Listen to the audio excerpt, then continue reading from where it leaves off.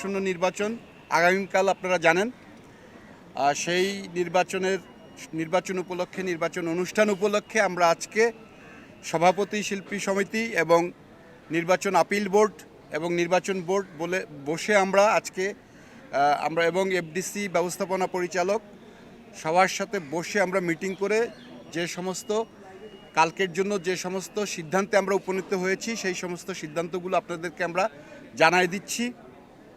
আমরা হচ্ছে যে আমাদের নির্বাচন অনুষ্ঠিত হবে সকাল 9টা থেকে 6টা পর্যন্ত। মাঝখানে 1 ঘন্টার নামাজের বিরতি আছে, জুম্মার নামাজের বিরতি আছে 1 ঘন্টা। এরপরে হচ্ছে ভোট গণনা। আর দ্বিতীয়ত হচ্ছে যারা সংবাদ সংগ্রহের জন্য যারা আসবেন তাদের ব্যাপারে সিদ্ধান্ত হচ্ছে যে যারা বাংলাদেশ সরকারের তথ্য মন্ত্রণালয়ের নিবন্ধিত যারা পত্রিকা চ্যানেল যারা আছেন তারা সেই লিস্ট গেটে থাকবে আইনশৃঙ্খলা বাহিনীর কাছে। সেই লিস্ট দেখে এবং আপনাদের স্ব প্রতিষ্ঠানের আইডি কার্ড দিয়ে আপনারা সংবাদ সংগ্রহের জন্য ভিতরে ঢুকবেন। আর হচ্ছে যে আমাদের হচ্ছে যে এইটুকুই আমাদের সিদ্ধান্ত। আমরা আপনাদের সহযোগিতা কামনা করি আমাদের সুষ্ঠু নির্বাচন করার স্বার্থে আপনাদের সহযোগিতা নির্বাচন করি, এই বলে আমি আমার বক্তব্য শেষ করছি। নিরাপত্তা ব্যবস্থা আইন শৃঙ্খলা বাহিনী থাকবেন শান্তি রক্ষার জন্য এবং নিরাপত্তা বিধানের জন্য, র্যাব থাকবেন এবং গোয়েন্দা সংস্থা লোকজন, পুলিশ থাকবেন, সবাই থাকবেন। আর সরকারি সমস্ত যেহেতু এটা কেপিআই ভুক্ত একটা এরিয়া, সেইটা হচ্ছে যে এমডি মহোদয় ব্যবস্থাপনা পরিচালক, তিনি সার্বিকভাবে সব কিছুর আইন শৃঙ্খলা বিষয়টা তিনি সবার উপরে তিনি এইটার টেক ওভার করবেন। আপনারা দারুণ একটা কমিশন এবং অ্যাপিল বোর্ড মিলে দারুণ সিদ্ধান্ত নিয়েছেন। যেহেতু এটা কেপিআই ভুক্ত এরিয়া, আমরা ইচ্ছা করলেই কোনো কিছু করতে পারি না, পারমিশন লাগে, আমরা যাই করি। তো উপরে যার নিয়ম এমডি মহোদয় যেটা বললেন এবং আমরা সবাই মিলে একমত হলাম, সেটা হচ্ছে যে সুস্থ সুন্দর একটা নির্বাচন পরিচালনা করার জন্য যত সিস্টেম মানা যায় সমস্ত সিস্টেম আমরা মানতেছি।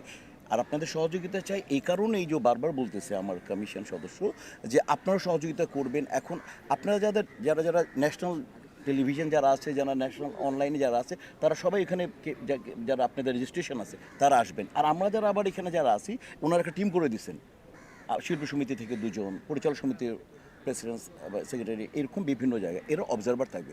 যদি আমাদের কোনো শিল্পী, আমি দেখবো সেটা, শিল্পী সমিতি প্রতিনিধি দেখবে, প্রবলেম একটা প্রডিউসার আসতে পারলো না, সে আসতে পারবে যার কার্ড আছে, ওইভাবেই করে প্রত্যেক প্রতিনিধি থাকবে, অবজারভার সারাক্ষণ থাকবে, এভাবে ইনশাল্লাহ। আর আইন শৃঙ্খলা বাহিনী থাকবে শিল্পীদেরকে ওইখানে গেটে, যারা ওইরকম জানে কারা ঢুকবে, সিনিয়র জুনিয়র যারা আছে তারা ওইভাবে কি তার কার্ড দিকে ইন করা।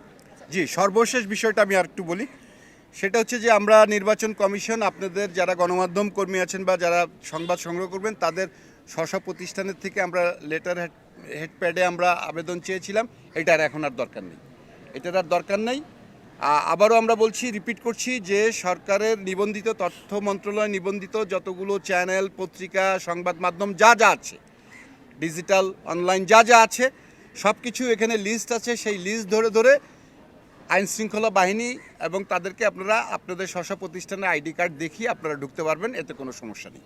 এটাই হচ্ছে শেষ কথা, যে আমরা আপনাদের কাছে আবেদন চেয়েছিলাম, এখন আর আবেদন লাগবে না। মোট কথা হচ্ছে যে আমাদের ভিতরে যারা সংগঠন এবং আমরা যারা কাজ করি, আমাদের আইডি কার্ড দিয়ে আমরা আমাদের প্রত্যেকের আইডি কার্ড যাদের আছে সংগঠন তারা ঢুকবেন ইনশাল্লাহ। এই ব্যাপারে আমাদের সিদ্ধান্ত, এটাই সিদ্ধান্ত আপাতত। ধন্যবাদ সবাই। ইউরোপ, এশিয়া, আমেরিকা, যেখানে যাই বিশ্বের 145টি দেশে আজ ফ্রুটো পাই।